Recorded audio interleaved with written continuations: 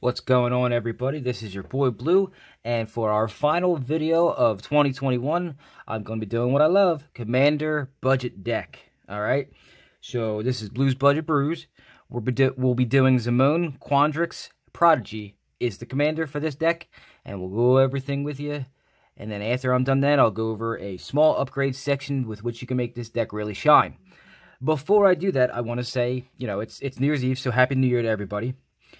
I want to give you a little story before I go in. I actually, you all know that I sell these decks, and when I do, usually I ship them out.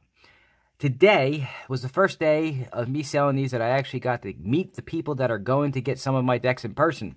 Because for the first time today, I actually had not one but two customers show up at almost exactly the same time to pick up some orders from me.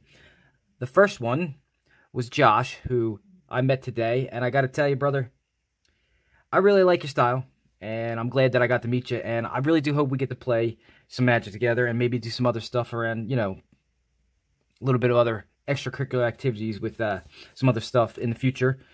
I like your vibe, and I think you are kind of like a friend of mine, Keith, who, you know, he's one of the best dudes I know, and I hope we get together. But he bought 5 mystery booster packs to do something that I get to watch myself, because he also does certain unboxings, and he likes to do stuff like that with his son.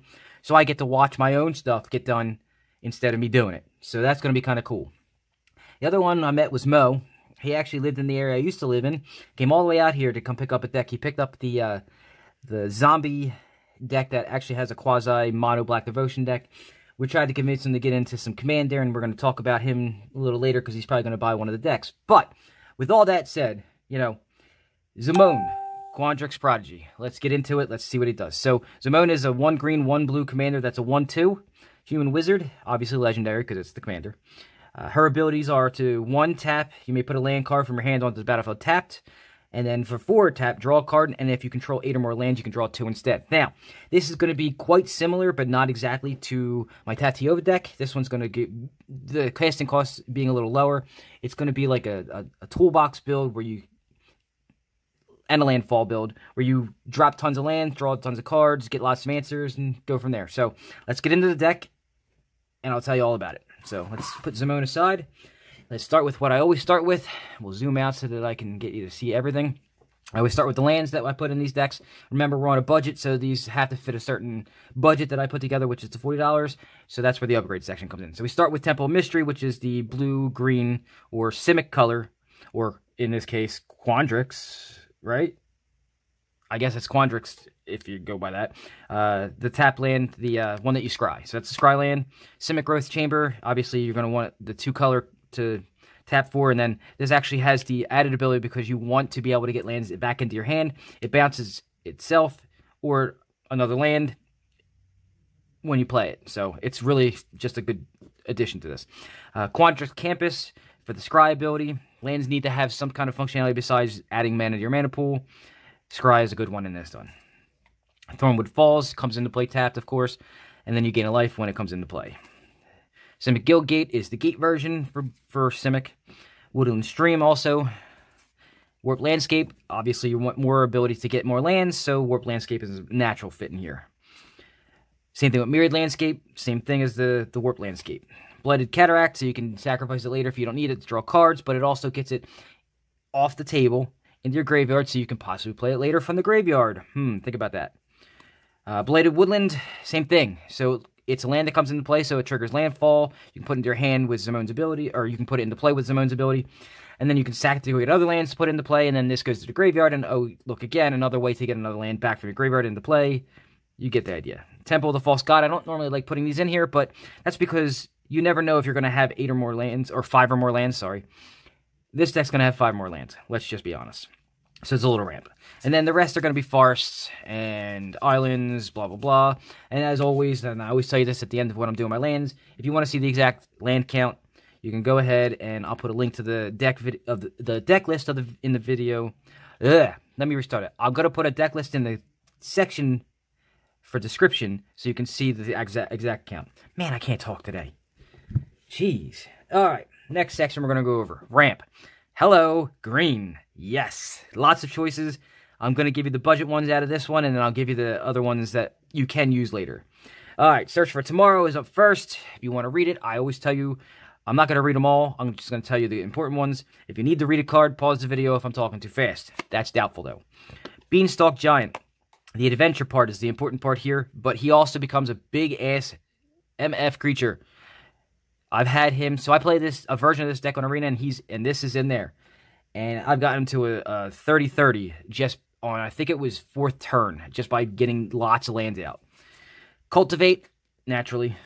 This is Pilgrimage, so this one goes and gets 2 basic lands. You reveal them and put them onto the battlefield tapped, and then the rest in your library. But the spell mastery is important, so if you have 2 or more instances of sorceries, you can go get a 3rd. You're going to have it because there's a lot of stuff here to go grab lands, so that those are going to be in the graveyard, so you can go ahead and do that. For Wanderings, again, another one where you can go grab an extra one, so it starts off with getting a basic land, and then if you have Threshold, which is when you have 7 or more cards in your graveyard, you should.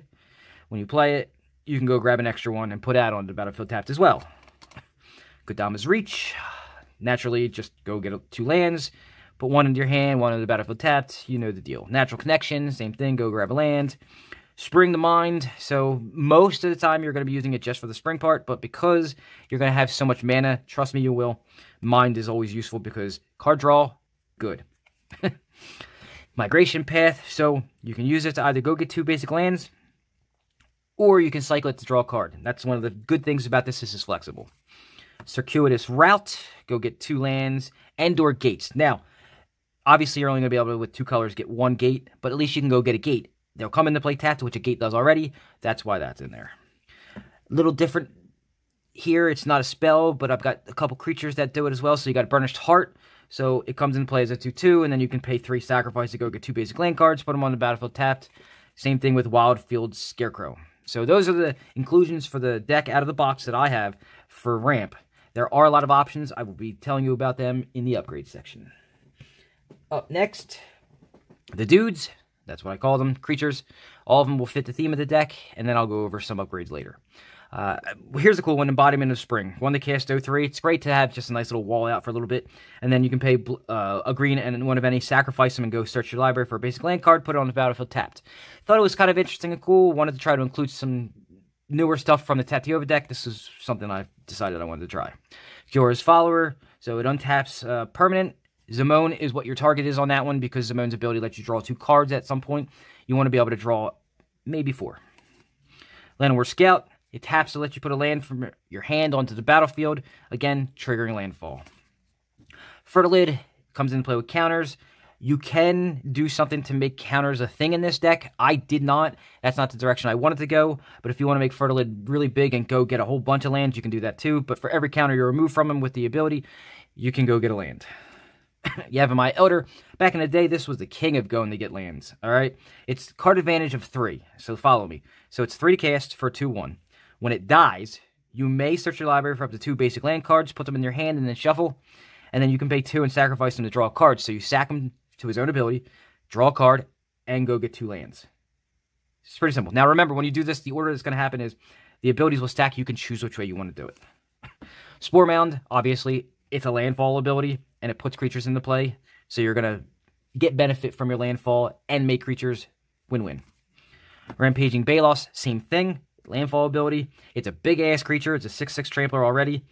And 6 mana, and while it scares a lot of people, in green, not so scary. Whenever you play land, you get a 4/4 green beast creature token. Crows and Tusker, I use this in my version on Arena. This thing is ridiculous. You can cycle it to draw a card and then go get a land. This card actually works really well, better than I thought it was going to. Molimo, Morrow Sorcerer. So again, high casting cost at 7 to cast. It's a star creature. It has trample, so that's technically not evasion, but it technically can get damage through. So that's kind of evasion. And its power and toughness are equal to the number of lands you control. Same thing with the Beanstalk Giant. Okay? It can get big quickly. This one has evasion or trample, so it can get through. Maloku, Clouded Mirror. So 5 to cast for a 2/4. It's a flyer. You pay 1, return a land you control to your hand.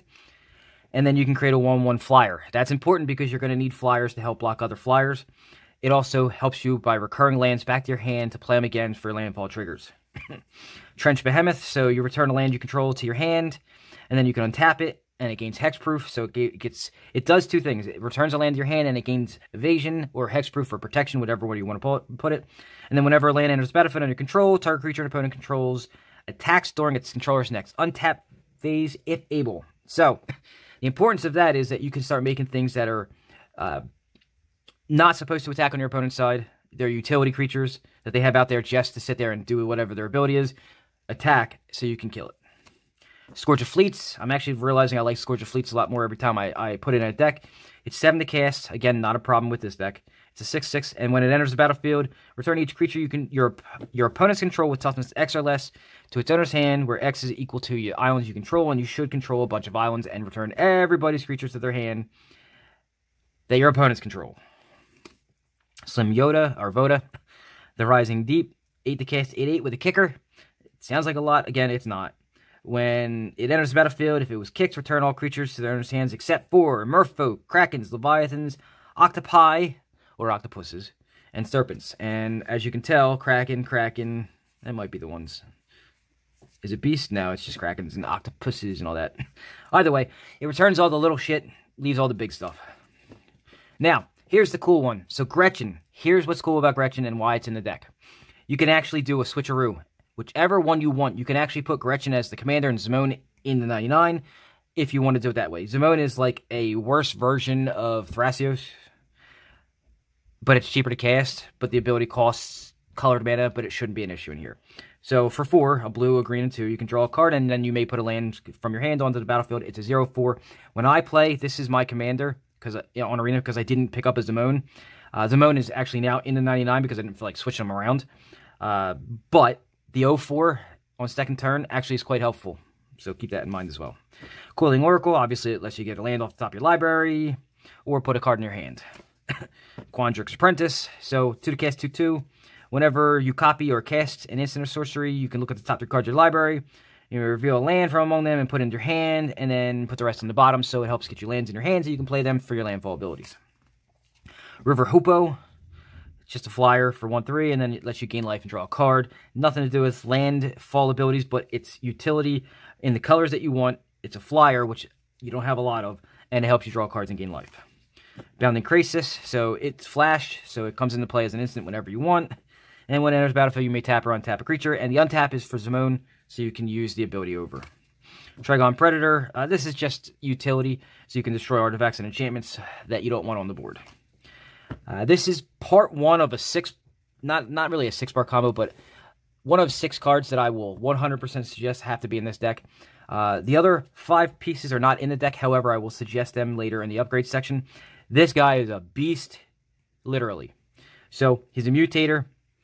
You put it on top of a creature, you make it a 2/4 with the ability of 1, tapping it and looking at the top of your library, and then if it's a land, put it on the battlefield. If it's not, put it in your hand. This thing does everything you want. And wait till you see what I tell you to put it on. You should know by now, though.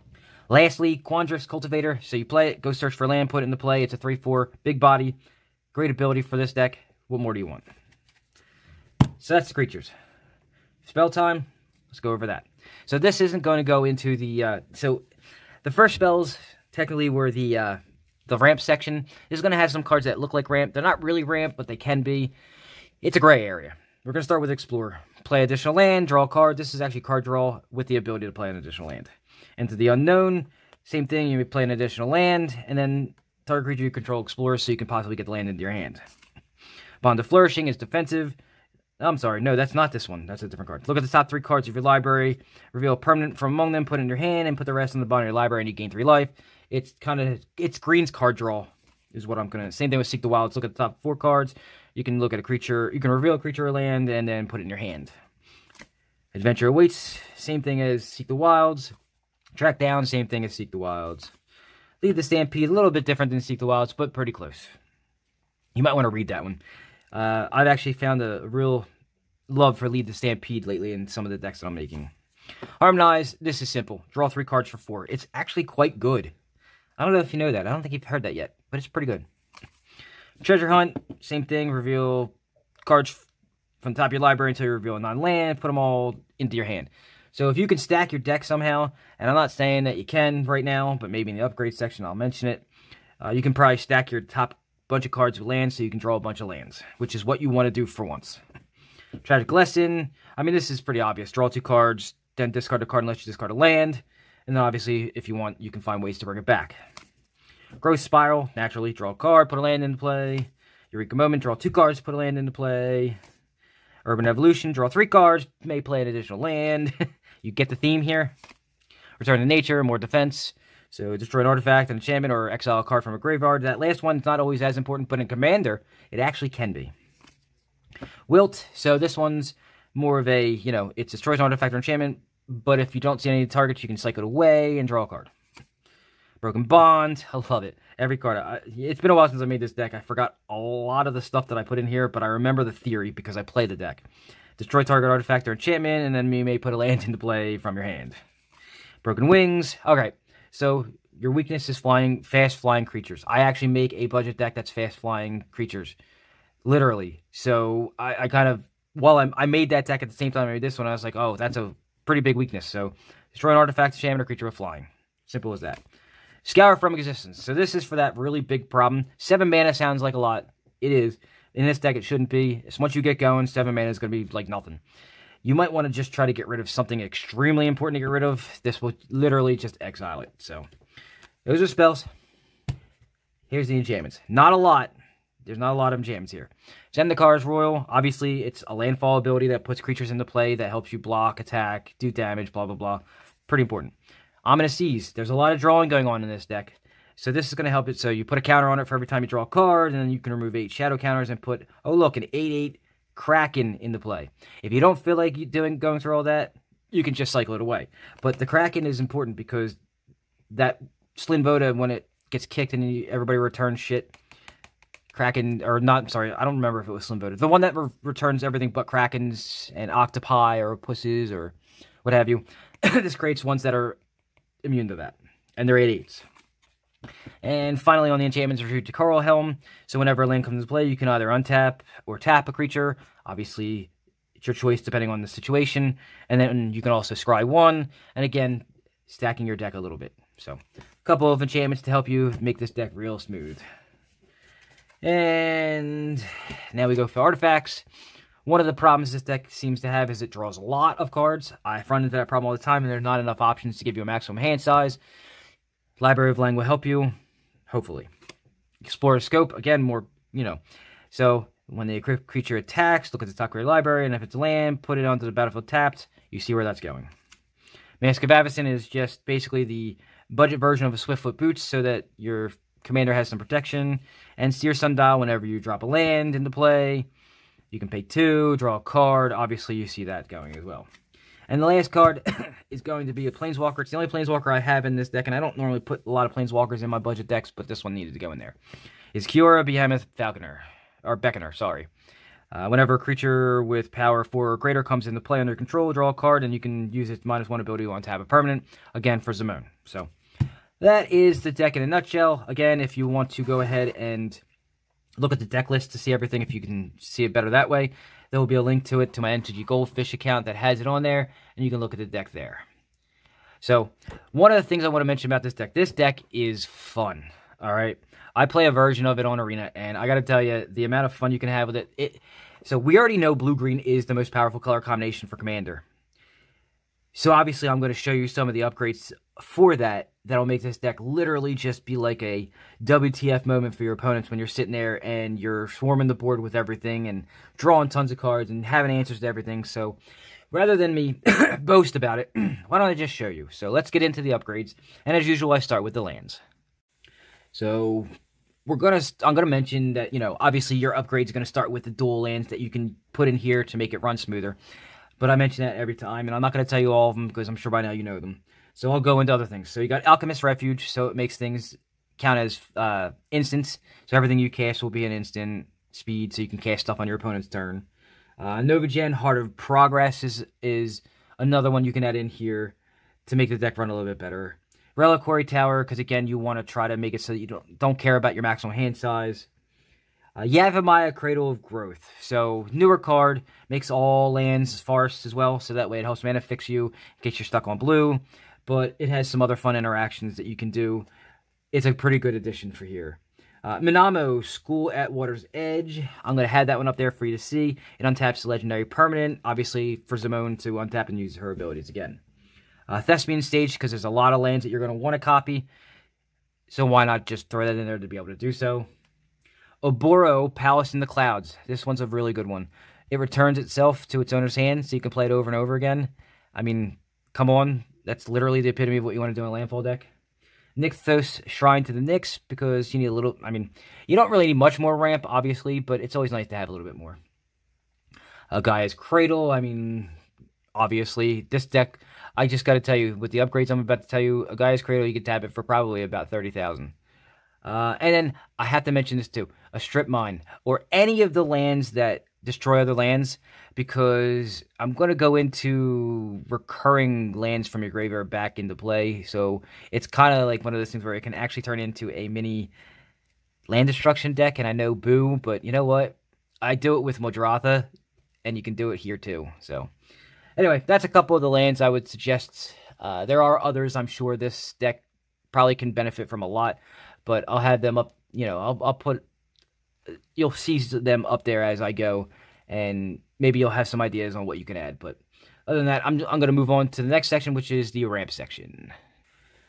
So the ramp section is going to be short and sweet, actually. It's just basically lowering the converted mana cost of your ramp spells. So we're going to start off with like 3 Visits, which was just recently printed. Farseek, which I believe was just put into one of the Commander Precons, I believe. Spoils of Victory, which I said last time, I think it was last week alone I said it, needs a freaking reprint like yesterday. That's a couple of the spells. I'm going to give you a couple of the Mana Rocks if you want to add Mana Rocks instead. Obviously, I don't include Soul Rings or Arcane Singus in my stuff because I don't have enough yet. But those are good ones. Talisman of Resilience is a pretty good one to add in as well. It's the blue-green one that you can tap to add a colorless or pay life and add a blue or a green. And then the most obvious one is Thought Vessel, because it makes it so you have no maximum hand size, and trust me when I tell you, I'll reiterate it over and over again, this deck needs a way to make sure you have no maximum hand size. You will draw out quickly. So, and again, that's just the ramp section, small, quick, and we're going to move on to the dudes. I mentioned earlier that there were 5 other creatures to go along with the Parcel Beast that really make this deck take off. And I'm going to mention them all. I'm going to have them up here for you to see. And we're going to start off with Ancient Green Warden. Actually, I'm going to give you the 3 that are like the Zendikar 3, I call them. Ancient Green Warden, Ashaya, Soul of the Wild, and Scoot Swarm. The way that they interact in a landfall-style deck, especially in Commander, you want to talk about a creature horde? Wow. So the Parcel Beast would be, obviously, for Scoot Swarm. You put it on top of it to make all of your Scoot Swarms basically Parcel Beasts, because when it copies itself as whatever it is. So it'll be a Parcel Beast, which is a 2/4 that has that ability that Parcel Beast has. Risen Reef, oh my goodness. So when you do that, Risen Reef's ability is to basically do what Parcel Beast does, but you have to pay for it. And imagine when whenever an elemental comes into play, you can do it. The Parcel Beast is an elemental, so if you turn a Scoot Swarm into a Parcel Beast, they're all elementals. And every time one of them comes into play, you get to look at the top card of your library, and you can put it in your hand, or if it's land, put it into play. And it gets really messy really quickly for your opponents. And I mentioned Tatiova, that I made a deck like Tatiova. She does very well in this deck. I have her in my version of this deck on Arena, and she does put in a lot of work. She helps keep you alive and helps draw your deck. Lastly, I'm going to mention, this is an honorable mention as far as the 6 that I wanted to talk about. AC, the Tyrant of Gyre Saint. It's kind of like a beefed up version of Tatiova. So, you play a land, you draw a card. It's pretty simple. You're going to draw a lot of cards because of that. Alright? Also, I forgot to mention that AC lets you play an additional land each turn, and that actually segues me into the next couple that I'm going to mention. Obviously, you want to play as many lands as possible in this deck, every turn that you can. So we're going to put in dudes, and when I say dudes, I always mean creatures. Azusa, obviously, the Lost Beseeking, but lets you play 2 additional. Let's see, Dryad, or the, I always say this wrong, Elysian Grove is how I'm going to say it. Dryad actually makes it so you can play an additional land, and then also makes it so your lands tap for any color, so mana fixes you. Oracle of Moldiah lets you play them off the top of your library, lets you play an additional land, lets you gain life, blah, blah, blah. Wayward Swordtooth lets you play an additional land and is a 5/5. Courser of Crewfix. It goes on and on. So those are all ones that let you play additional lands as far as creatures go. All important to a deck like this. All make this deck so much better. All of them are monetarily expensive. I mean, jeez, this deck can be really expensive, but man, can it take off. Moving on. We're going to go into some landfall creatures. I'm not going to mention a lot, but I'll mention like Royal Elemental if you want to go that route where you can start stealing people's creatures. The Tireless Brothers, I like to mention a lot with landfall decks. Got Tireless Tracker and Tireless Provisioner. Between the two, you can make every... Oh, actually, there's now blood tokens, but every creature type, but every creature token that they've come out with except for blood tokens. So that includes food, clue, and treasure tokens. They make them. And then some simic good stuff. You've got... that fit into this theme very well is Euro, Titan of Nature's Wrath. So you can play land, extra lands from your hand, and, you know, you can escape him, and, you know, blah, blah, blah. It's good stuff. But Coma, Cosmos Serpent is another good stuff one. So it helps you create a horde on your board, and then you can use the horde he creates to do nasty things to your opponent's creatures. So, some good stuff right there. And then the last creature I'm going to mention, I don't care. It's Craterhoof, obviously, because this deck... Green only wins by doing combat damage most of the time. Guess what? Craterhoof is there to stay. Deal with it. Anyway, that's my suggestions to upgrade this deck on creature side. If you have any questions about it, go ahead and send me a message. Put it in, you know, the Facebook page, or send me an email or whatever have you, because this is one of my favorite things to play right now. Other than that, I'm gonna move on to the spells. So one of the issues you have when you're playing Simic or Blue-Green is that your options to play whatever are so vast that, like, just giving you a couple of things here and there is doing it a disservice because of how good the colors are together and how much you can do. But I'm going to still give you some of the spells you can use. I'm going to ramble off a couple with why I would choose them, but I'm not going to go into everything, all right? So, defensively, you have things like Cyclonic Rift. If you don't know why you should be playing that, I don't know what to tell you. But you also have things like Pongify, and there are a couple other cards just like Pongify that do the same thing, that get rid of opponent's creatures. It actually exiles them, if I remember. No, I think it's Destroy. Actually, it's Destroy, not exiles. Blue has Counter Magic, and Counter Magic can be really useful. In a deck like this, I would absolutely use a Fierce Guardianship, because it's a free counter spell, just like a Force of Will, and a mana Drain, and stuff like that. Card draw is absolutely nuts in these two colors. Blue Sun Zenith is an example because it can shuffle itself back in, and trust me, you want to be able to do that. You've got the single spell ones like the cantrips, like a Brainstorm, and there are a lot of them. So I'm not going to mention them all. I'm just going to mention that you can look into them.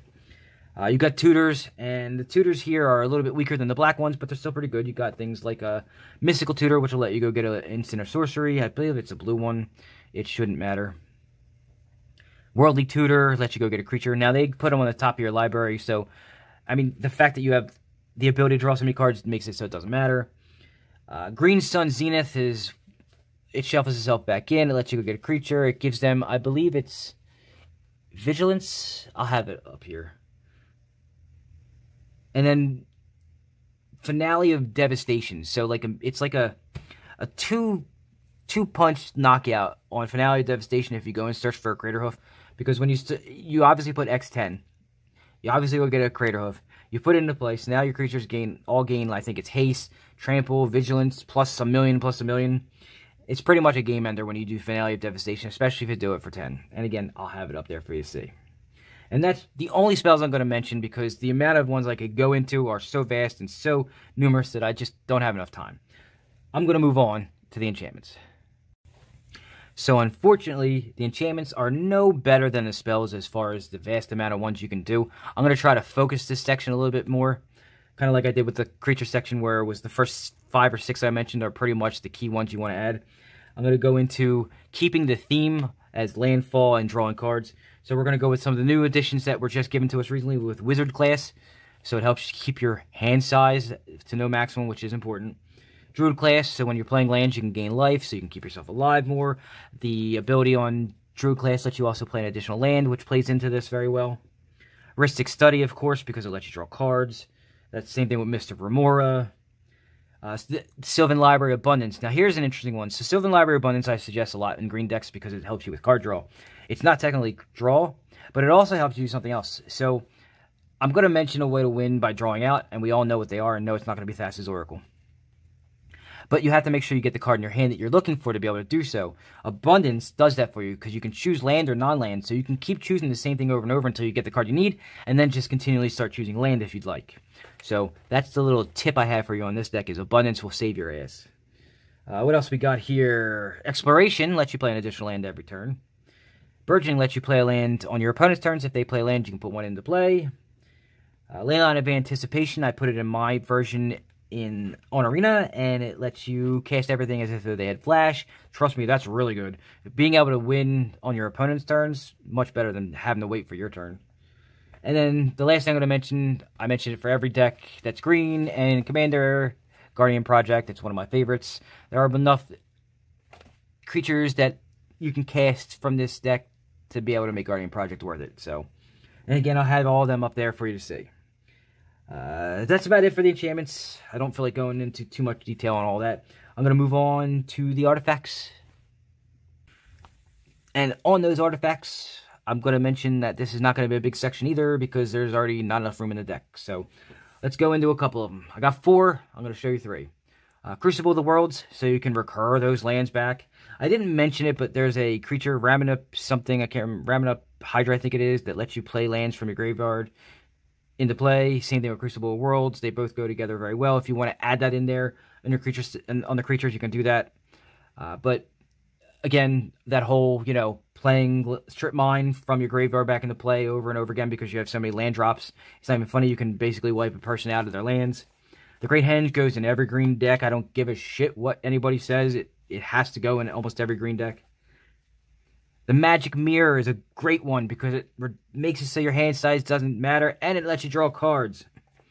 And then, obviously, I would change out the masked, whatever it was called, for Swiftfoot Boots because you need to protect your commanders. And that's all I got for the artifacts. Not much to say about that. It's pretty straightforward. It's just all utility. I'm going to go on to the walkers, and then we'll get out of here. I had mentioned something about winning by drawing out your whole deck. Everybody goes Thassa's Oracle or Laboratory Maniac. I would like to do it with Jace, Wielder of Mysteries. I do play this, again, I play this deck a lot. I test it out as much as I can on Arena. And I really like Jace, Wielder of Mysteries for this because it lets you draw a card. You can protect the hell out of it with Scoot Swarm tokens. It mills your opponent, which people just hate for some reason. But the bonus is that if you draw your deck out by accident, it'll at least get you the win. Narset Parter of Veils helps make it so that your opponents can't draw cards more than one, except for on their draw phase. Nissa, Who Shakes the World, helps you ramp a little bit by making your forest tap for extra. Tamiyo, the Moon Sage, my favorite commander, because that last one says, oh, look at that, no maximum hand size, but the bonus, whenever you cast something or whenever something goes to your graveyard, you put it back into your hand. Tamiyo really fits here. And the last one I'm going to mention, I hate to mention it because I hate having to say the name, because everybody, yeah, they love or hate it, but Jace the Mind Sculptor fits in this deck very well. The Brainstorm effect alone is pretty much worth it, so you can stack your deck. Sure, I know that I didn't mention it in the artifact section because I don't like mentioning it, but a Sensitive Dimming Top would help stack your deck as well, but it's so expensive, and I just don't like mentioning it to people because there are not enough of them to go around. Hopefully, they'll be reprinted in the new Neon Dynasty set. So, those are the walkers I have for you, and that is the last thing I'm going to mention as far as an upgrade. Again, if you have any questions, Facebook page, Bluebears Games, bluebearsgames@gmail.com, or put a comment in the section below, and we're almost out of here. So once again, I want to let everybody, to have a happy new year. Stay safe. Don't be stupid. Enjoy the celebration that's coming up. I'm a big fan of people, staying around so they can watch my videos. I don't know. No real reason other than that. No, I'm just kidding. Please, don't be stupid. Stay safe. Please do me a favor, and if you're interested in this deck, I have the many avenues I've mentioned that you can go ahead and purchase this deck. It's a $40 deck, just like all my budget brew decks for Commander. I've given you the contact information a couple times. I'll put it up here just in case you need to see it. Again, go to Facebook and look up Bluebears Games. You should see the symbol that's at the beginning of my video. Send me an email, bluebearsgames@gmail.com. I've had a couple of people recently actually do that through the email, which makes it easier because I can communicate with any restrictions, or you can put a comment in the section below, as I've said before, and then I'll contact you however you want, whatever works for you. $40, pretty good deck. I gotta be honest with you, this is one of the more fun decks. I like playing this, especially on Arena, because the Scoot Swarm stuff I don't have to sit there and keep track of. Oh, you're gonna need a lot of tokens for this deck, or a lot of dice, or counters. I don't know what you're gonna do to keep count of everything, but you're gonna need a lot of them. Other than that, please do me the favor, like the video. I put a lot of time into these, and I do care that people like what I do, just because I do put so much time into it, and I try to give you guys as much information as I can that's helpful to you to play a game of Magic. What else is there? Subscribe to the channel if you haven't done so already, and why haven't you? I've asked you this many times, why haven't you yet? You love me, I know you do. Everything I talk about is real, so subscribe to the damn channel already, alright? Then share this video out as the last thing I ask, because there may be somebody who likes this style of deck and wants to play it, doesn't know how to build it, wants to learn how to play it, might want to build it on their own with the stuff they have, and this will give them a little jumping off point. Whatever the reason may be, share it out to anybody you know that may want to learn more about this deck. Alright? That is pretty much it for this year. This is my final video again for the year. Want to again reiterate, please stay safe out there while you're celebrating for the new year. And I am going to end it on a have a good one, and I will see you next year, just like the joke everybody says at the end of the year.